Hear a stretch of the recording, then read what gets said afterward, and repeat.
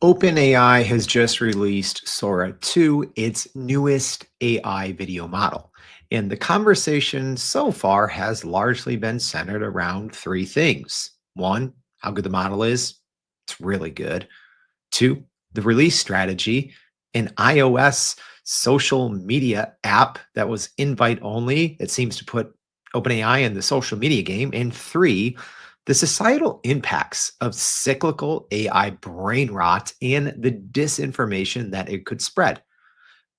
But that's not what you're here for. And I think those three things aren't where you should be focused either, at least when it comes to Sora 2. And I think you need to be focused on Sora 2. Here's why.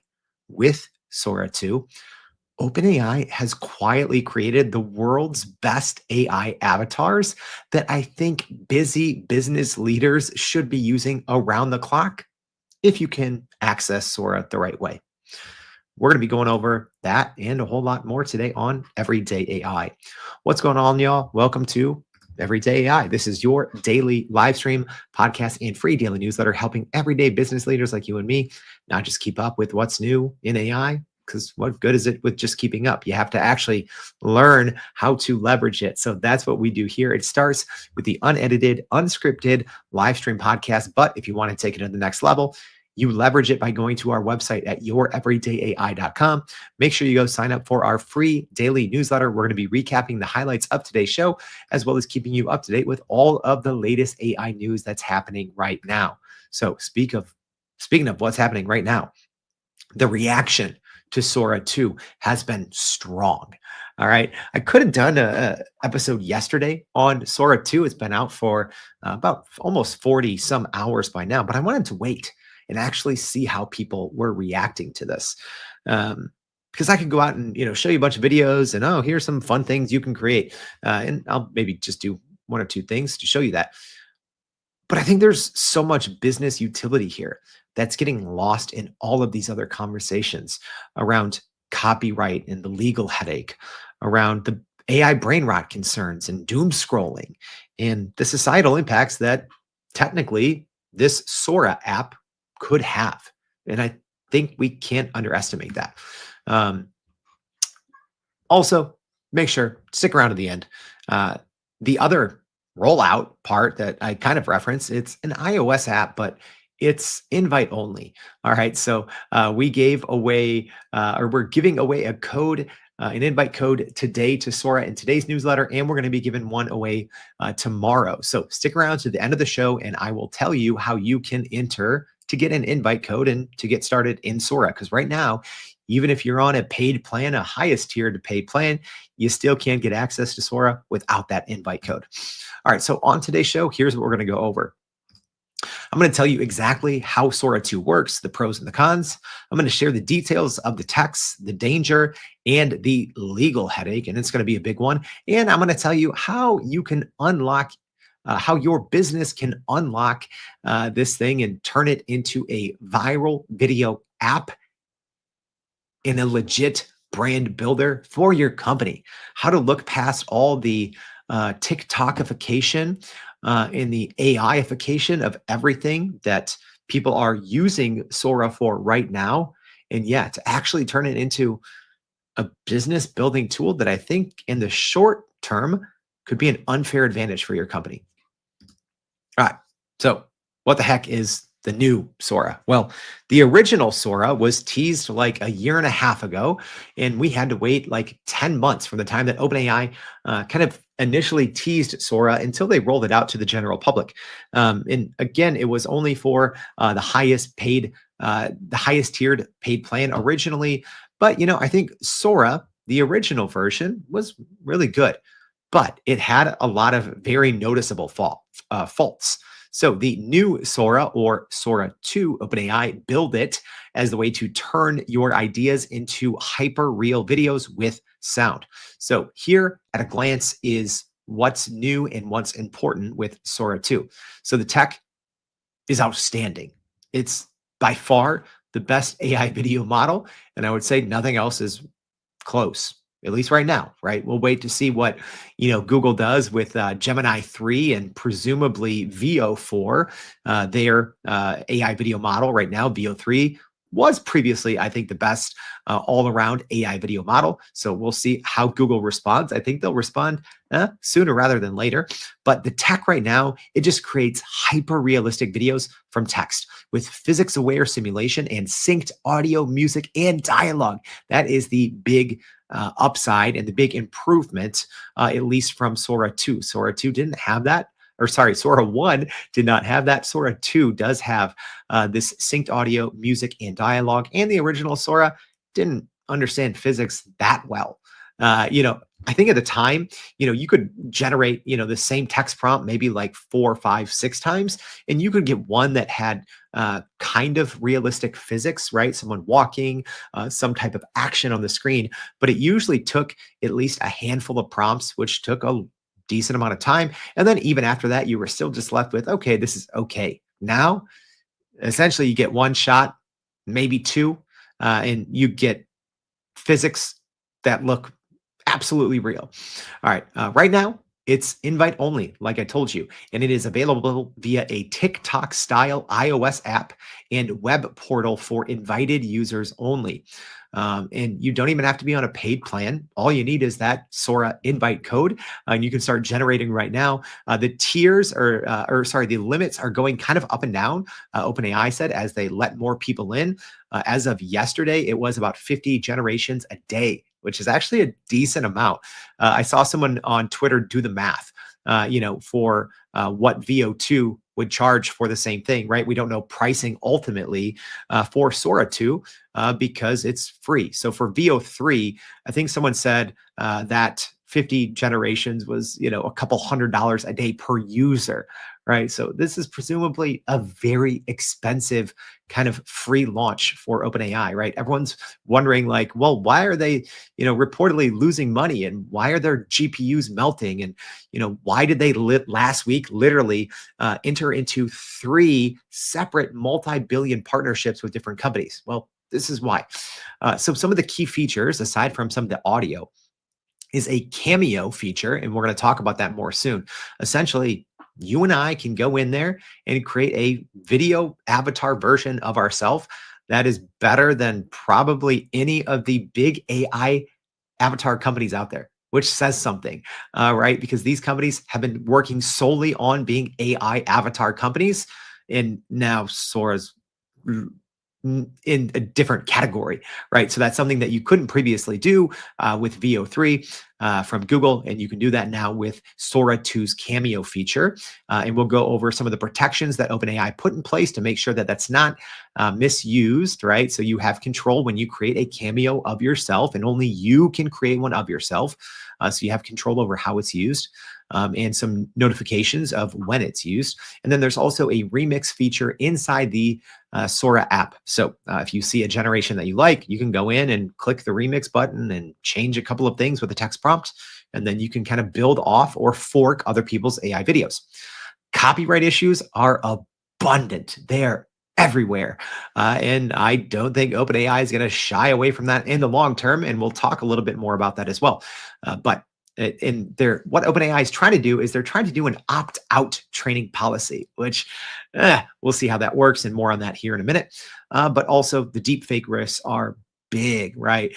So the Cameo thing does require verification, and I think that's where a lot of people are going to be focused on, and where I think a lot of the attention in the viral nature of Sora 2 is from that Cameo, right? You can go in there and you can create a video of Sam Altman, the CEO of OpenAI, doing anything, right? I think half of the videos that were trending on the Sora app in the first 24 hours were just of Sam Altman saying crazy things, doing crazy things, right? And it looks like him. And it doesn't sound always entirely like him, but some of them do sound like Sam Altman. All right. So let's talk a little bit more. So Cameo does let verified users insert their actual likeness and voice into any AI generated scene, right? Which is pretty cool. And then, like I said, the remix allows users to fork and edit other people's videos in the pro tier. So even though this is free to use, there are limits, and I'm sure the limits are going to change a little bit as OpenAI. I'm assuming they're, onboarding tens of thousands of people each day, and it's going to get up to millions and eventually tens of millions of users. I would I would think on Sora, the tiers are going to change. But we did see that the Pro tier, so if you do have a ChatGPT Pro account, that's $200 a month, you will eventually get 20-second videos. And don't worry about that, the thing on my screen that says watermark free outputs. That's not a thing. That's an error on me, human made an error. All right. So how can you get access to it? Well, here's the tricky part. So not only is it invite only, but you have to sign up with the Sora app. So it's an iOS app. You're not using your, chatgpt.com. You have to get a Sora app, and then you use your ChatGPT credentials to log in.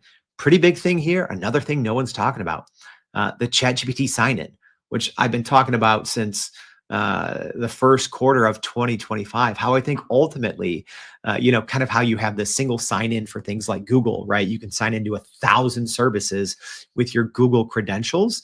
So this is kind of the first big time, the first big instance that OpenAI has rolled this out with Sora. So you can log in with Sora, and you actually have to log into Sora with your ChatGPT credentials. That does, however, keep this in mind. That ties them. And I did see some other people talking about this online. If you sign up for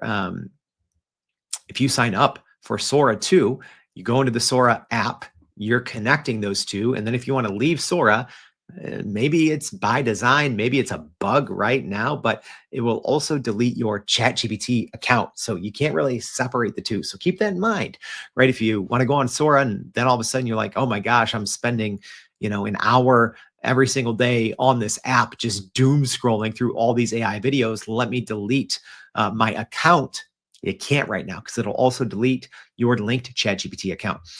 So right now, the free tier can generate videos up to 10 seconds. But like I said, the ChatGPT Pro tier will reportedly have up to 20 seconds of generation with faster generation and extended capabilities, although that is not out yet. All right, let's take a look live. All right, so live stream audience, let me know if you can see and hear, and also podcast audience. I'm going to be showing a couple of the demos that OpenAI did. So if you want, you can always go to our website to watch the video version of this at youreverydayai.com. All right, but I don't think you're going to be missing. Well, maybe you haven't seen these videos. I'm sure a lot of you have, but they're pretty impressive. Okay, so these are some of the demo videos on OpenAI's website, and they do have sound as well. So I do want to watch just a couple of them, 3 of them, and I want to denote not just the aesthetics that I think are amazing, right? Not just from a quality perspective. Also, a little background on myself. I used to shoot photo and video professionally, right? For a couple different roles, probably for 8 years. So I've shot thousands of hours of video. I've edited video for tens of thousands of hours. I've shot more than 1 million photos with different DSLR cameras. So I understand visual quality, I would say, better than 99% of people. And I've done it at a fairly high level. The visuals on this, the actual visuals, the aesthetic quality, so good, outstanding.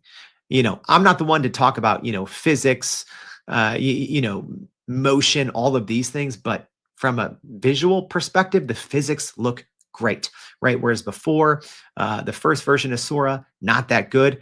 VO3, pretty good, right? But you can get a mixed bag. Sora, the physics look outstanding to the average person. All right, so we're going to look at the first one. So this first video, it is someone doing 3 consecutive backflips. Let's take a look and listen. That's a landing. So that is so good. So someone doing 3 backflips, between each backflip, kind of like a little stumble, a little hesitation, which looks natural. And then when this person is done doing the 3 backflips, kind of stumbling and walking away excited. I mean, it looks so real. All right, the next one, which we have to talk about, it is gymnastics. And one of the reasons why this was one of those, it was like a nightmare fuel of AI video generators. Sora 1, VO2, and some VO3, right? Everyone said, hey, video AGI will be when someone can get gymnastics right. So here we have a gymnast on the beam doing a couple of moves. If you look at it closely enough, you'll be like, okay, well, in theory, she maybe could have fallen there, right? So the physics aren't maybe 100%. I would say they're maybe, I don't know, 80 to 90%. But if you're watching this, unless you're looking for it, it just looks like, oh, this gymnast recovered, right? She's doing, I don't know the gymnast moves, like a flip and a spin at the same time, and then a back handspring, right? And then almost falls, but then recovers her balance. So let's listen.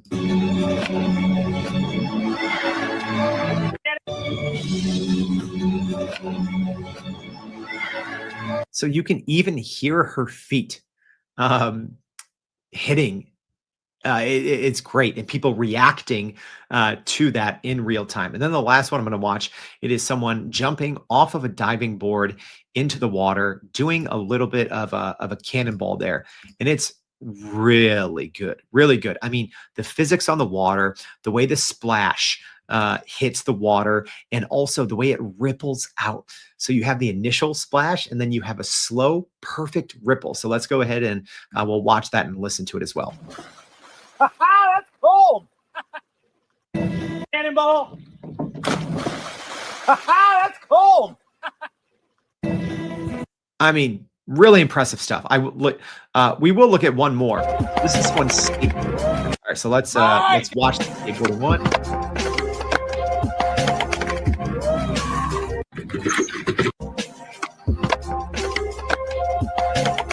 So really, really good. It looks like they're doing a kick flip of some sort, and then they're trying to grind on a rail box. I'm not like a skateboarder, but I think that's kind of what that is, right? But again, the physics look great. This person sticks, and it also has that kind of early 2000s skateboard like fish eye look. So it looks like a real skateboard video. They stick the first kind of kick flip. The second one, they're trying to get onto the rail box and grind, and they kind of fall off, and the fall looks extremely realistic. The sound is perfectly lined up. So let's listen one more time to that one.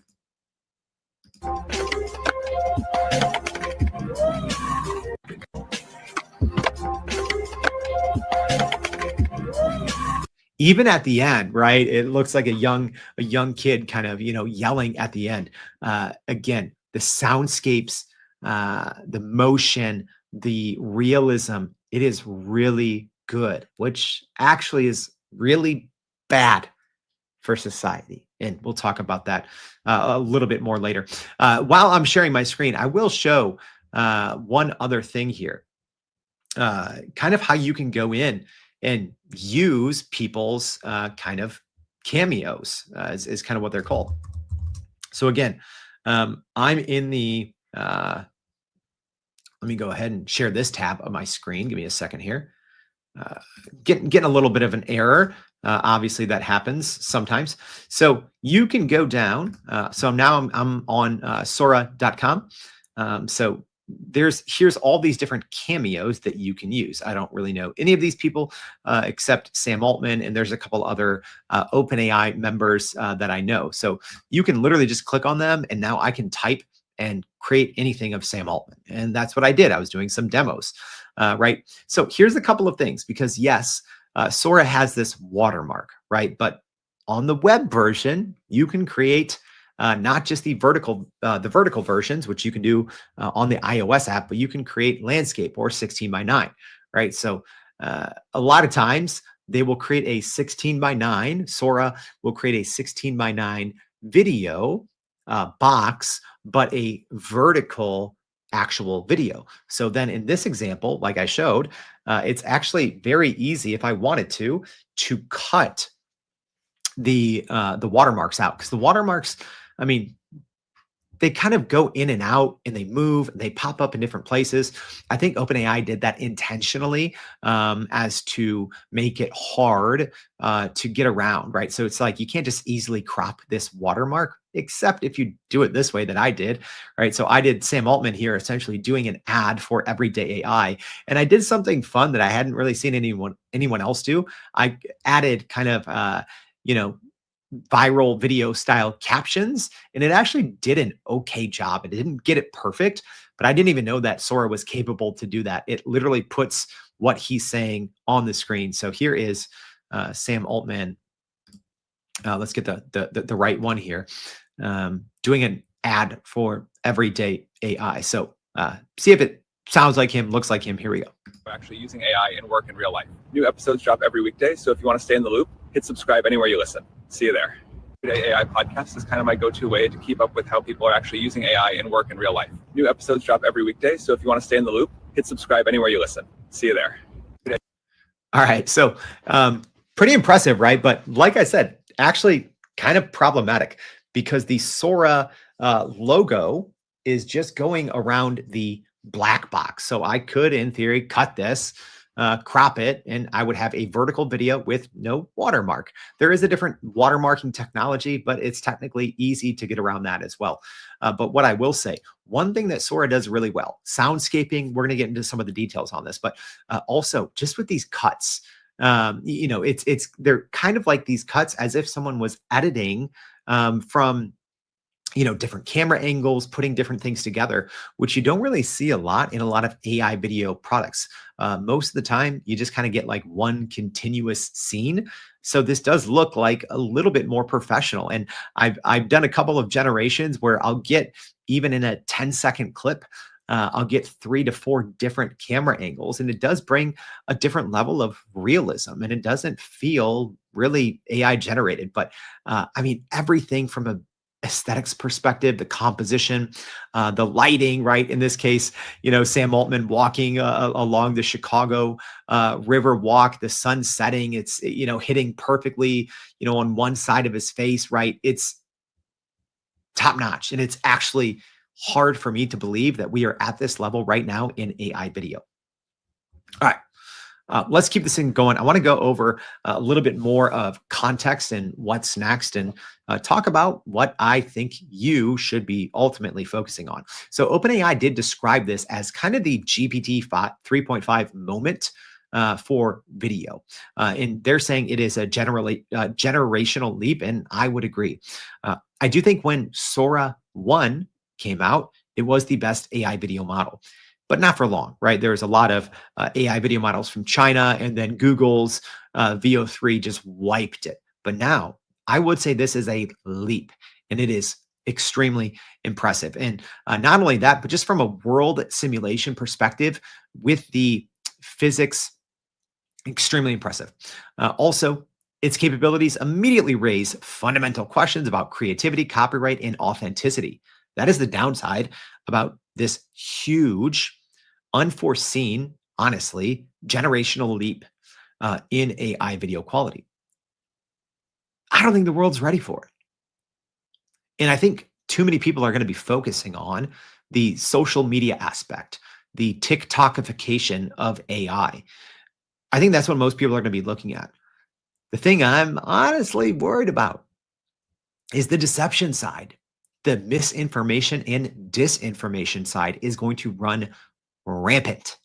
All right, especially, right, even until we had VO3, we didn't really have any AI video models that could match up not just audio, music, background noises, complete soundscapes, right, that sound freakishly realistic.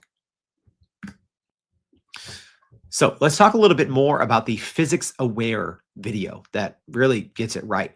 So OpenAI has what they're saying is improved temporal consistency. So that's essentially from shot to shot, scene to scene, these multiple scenes that are stitched together. It maintains the kind of complex lighting, shadows, and character movements across scenes. So I did a couple where I had, Sam Altman walking through a busy crowd, and it would jump to a different angle. And, even if there was 10, 15, 20 people there, it kept the same consistency from these two different cuts within the same video output, which is crazy, right? Not only the same character consistency, but the same position consistency, right? It's like, oh, there's, the person in the red shirt is behind the guy in the black beanie in shot 1, and then the same thing in shot 2, but it's clearly a second later, and they're moving in the same direction at the same pace in the same position. Or one person was walking faster, where clearly they would have eventually overlapped them, but the first shot cuts to the second, and then by the third shot, that person overlaps them. It is, again, I'm at a loss for words how impressive the physics are. Same thing. There was a demo video that OpenAI did where a basketball kind of hits off the backboard very realistically. I played the water splash and how it didn't just get the splash in the angle that it would the water when someone jumps into a pool that's not moving, the angle of the splash, but also the correct ripple in timing that comes after. And the model, I think, demonstrates an understanding of cause and effect, that objects interact with environments in physically plausible ways, where I don't think we had this 6 months ago. We definitely didn't have this with the other version of Sora. Like I said, a lot of times you'd have to do 5, 6, 7, 8 iterations of the same text to video prompt in the original Sora just to get something that might be passable. Or you're like, okay, well, you can't notice the bad physics that much in this, or you could edit around this. Now it's, like I said, essentially one shot and physics look perfect, unless you are a lifelong video editor or a physics professional. The other one, the native audio integration. So a lot of people used to share these workflows online, taking the original Sora or some of the other AI video tools back when there was no voice sync. And, people would use 6, 7 different AI tools, and you got something that looked really bad. That's why I never really did anything like that on this podcast, because I'm like, ultimately it looks bad. But now it can generate synchronized dialogue, ambient sound, music, and sound effects. Literally in one pass, it is a complete soundscape. And the audio fidelity captures environmental nuances like wind noise over voices and lecture hall echo effects. It's nuttier, like I sometimes say, nuttier than a squirrel on keto. And also it can, again, the bad stuff. Well, right now it's also replicating audio that's copyrighted, like, Peter Griffin, from Family Guy, Eric Cartman, from South Park, SpongeBob, with spot on accuracy. Yeah, there's going to be a lot of legal fights happening over Sora. People are just going to be like, oh, why did this show get canceled? Let me just go ahead and recreate a whole new season on my own. So let's talk about that, the copyright problem. And OpenAI essentially announced, hey, publishing companies, media companies, big conglomerates, small creators, whoever, it's on you to prove, right? Even though it's not technically how copyright law works, OpenAI is literally and actively trying to rewrite the rules of copyright law here in the US. Granted, copyright law here in the US is a little antiquated. I'm not saying I agree with it or disagree with it. It's antiquated for sure. It's most of it, well, all of it, I think, was pre-internet, pre-digital media, right? So copyright law is very old. It's pre-internet. And they're using it by default. And you can go on there in the Sora feed and see SpongeBob. And let's see what else. I'm gonna just scroll back here to the main page if it loads for me. I'm gonna show you what I see here. So they have a For You section, right? I'm not even gonna show it on my screen here. I don't want to accidentally be breaking. But I mean, you have Pikachu, you have Family Guy, Peter Griffin, you have SpongeBob, a lot of SpongeBob. People are going nuts with the SpongeBob, creating their own. You have Ronald McDonald, more Pikachu, Rick and Morty. Is that what it's called? Some ton of Nintendo references, Mario, right? So many of these. Everything's just there. So OpenAI is, though, lobbying governments, claiming that AI training is fair use for American competitiveness and national security. So OpenAI isn't necessarily concerned, seemingly, with copyrighted material. And right now, what they're essentially saying is, hey, you will need to report each specific violation individually, right? So, these companies can't reach out and say, okay, well, you can't use Pikachu. No, OpenAI says, go find Pikachu and then report it to us, each and every one. Again, not normally how copyright works. So OpenAI is just kind of trying to rewrite the rule of copyright. This is obviously going to be challenged in the courts, I would say, pretty quickly. And you might be wondering, like, okay, Jordan, why are you picking on OpenAI and Sora here with AI video copyright? Why aren't you doing the same with Google in VO3? Because people are obviously doing this with VO3. And again, sometimes you're going to get a response like, oh, we can't create that. But clearly, ultimately, people are creating it. Well, VO3 from Google, they don't have a social media network, right? So there's no scene of the crime, so to speak. OpenAI, I think the Sora iOS app is going to be the number one app, the number one free app on the iOS app charts. I think it got up to number 5. I think it's going to get up to number 1. I think it's going to be wildly popular. The viral factor is through the roof, but that is the scene of the crime. Okay. I don't see how there's not massive lawsuits that are going to be hitting OpenAI with Sora. So let's talk a little bit more about the Cameo and the deepfake. We're going to move on from copyright infringement to deepfakes. So the Cameo feature, I can go on and create a cameo of myself. I'm still on the fence about that. I think I'm going to. I don't know if I'm going to, right? But you can. So how it works, it's a one-time verification. You have to do it with your phone because, like I said, you have to sign up, at least for now. You have to sign up for Sora on the iOS app. So you have to do it on your phone. So you essentially have to sign up to this TikTokification of an AI slot machine. But then you can, after that, use it on the web, right? So I'm not going to be using Sora on my phone and doom scrolling. I'm not a social media person. So inside the app, and you can only do the Cameo in the app, but it's a one-time verification, and you essentially have to say 3 random numbers, and then you turn your head kind of back and forth, and then you have a Cameo, and it listens to your voice, it duplicates your voice, everything. They're pretty impressive. I've seen, cameos, like I said, the Sam Altman one looks really good. So users, though, once you do create a Cameo, you control permission levels.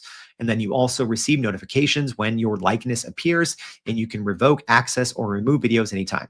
So you can create a Cameo of yourself and say, hey, only I can use it. No one else can use it. So you do have control kind of over your AI avatar or your deepfake. And then there's other sharing options. You can only do it with certain people. You can only do it with mutuals, or you can do it with everyone. So as an example, Sam Altman just put his out there for the world to do. So anyone can go make Sam Altman say anything, do anything. There was one that kind of went viral on all social media, right? It showed, Sam Altman, stealing GPUs from Target, right? So, but that's the Cameo feature, and more on that here in a little bit, because I think that one's important. The watermarking system. So I already showed you one way. I think the watermarking is clever. It's an animated watermark with the Sora logo. It pops up and moves around the video. So I don't think most people are going to try to edit it out, but I do know that there's going to be apps that literally you're just going to upload your Sora video and it's going to clean it out. That's going to happen, right? So the visible watermark is easily defeated by screen recording, all those things. But it also, not just the watermark, it also has the invisible CP2A metadata. So that's the Coalition for Content Provenance and Authenticity. That, as far as I know, is also easy to get around. Essentially, there's apps online, or you can just do a screen record, and that is a good chance you can get rid of that too. So although OpenAI and the other AI video companies I think are doing their best, it's not hard to get around this. It's not hard to get around that. So you have to think of, okay, we have to be prepared to live in a world of, well, nothing's real and everything's fake. Everything's AI, right? I'll probably do a dedicated show on that later, but you kind of have to know that simple editing techniques will get rid of that watermark. And I mean, talk about things like court evidence. Video evidence it's not going to be a thing, right? Because this is Sora 2. Imagine Sora 3. Imagine Sora 4. It's going to look more realistic than real life, right? It's the societal changes are going to have to be huge to keep up with this, right? I think we had, as a society, decades to adapt and understand, like, oh, something can be photoshopped, right? A photo doesn't necessarily mean that everything in that photo happened. But I think we had decades to acclimate to that and understand what that meant and the repercussions of that. Video, we're there. We don't get decades. We don't even get a full year. We got a couple weeks. Video, just assume all video is fake.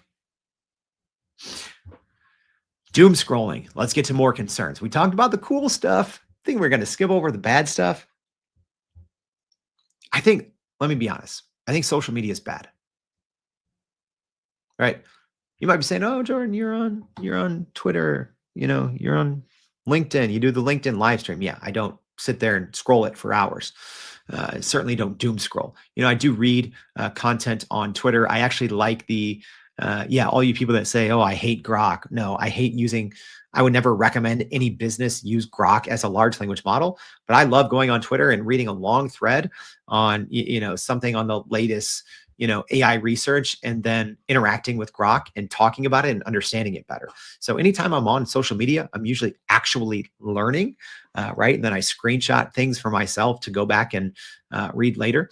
But the doom scrolling thing is going to be huge, right? So you open this thing, you open Sora on your phone, and it's, Sam Altman's head spinning in a toilet and, all these crazy things that you never thought possible. So I won't say that this is like the meta vibes level of trough or AI slop. But it is definitely a slopification of the real world, right? Where I think the Meta Vibes AI app that they're releasing, it's going to be much more of, artistic things that look overly AI. That's not Sora 2. That's not the Sora app. Yes, obviously some things are intentionally supposed to look fake. This looks more like TikTok, right? This looks like something you open up and it's real people talking in real environments, interacting with each other, people you might actually know and quote unquote follow online anyways. But there are, OpenAI, to their credit, has actually built in and are trying to build in some safeguards. So yes, it's very swipeable. It is doom scroll central. So there's the For You recommendation algorithm that mimics TikTok's addictive engagement patterns. But adult users do get nudges to take breaks if they've been on it too long. Teen accounts can have mandatory cooldowns, and there's parental controls and opt-out personalized feeds. But ultimately, the platform is biased toward rewarding creation and remixing over just passive consumption. So that's what OpenAI is saying they're doing. They want people to create. They don't just want people to consume. I do believe parts of that, right? Any other company that says that, it's like, I don't believe it. Any other company that's making a social media, OpenAI, I kind of believe it. So we'll see if they stick to that. So just goes to beg the question, who the heck is this thing for?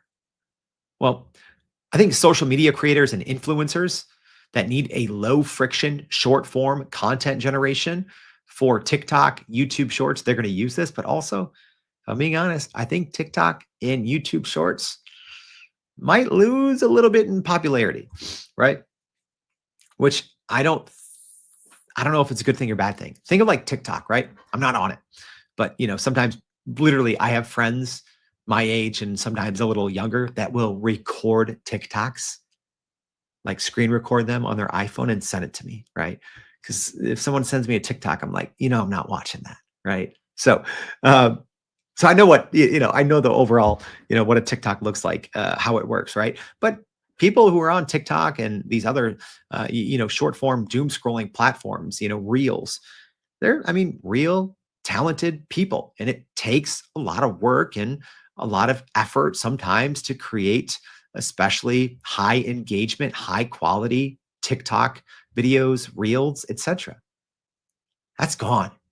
You can create very impressive, TikTok style videos of you doing anything with any talent with zero effort. So I do ultimately think the TikToks and the Reels of the world are going to be in trouble from this. And just, yes, those platforms do have policies on AI generated video. Again, people are always going to be 2 steps ahead. Everything that is produced on Sora is ultimately going to be passed off to every other social media network.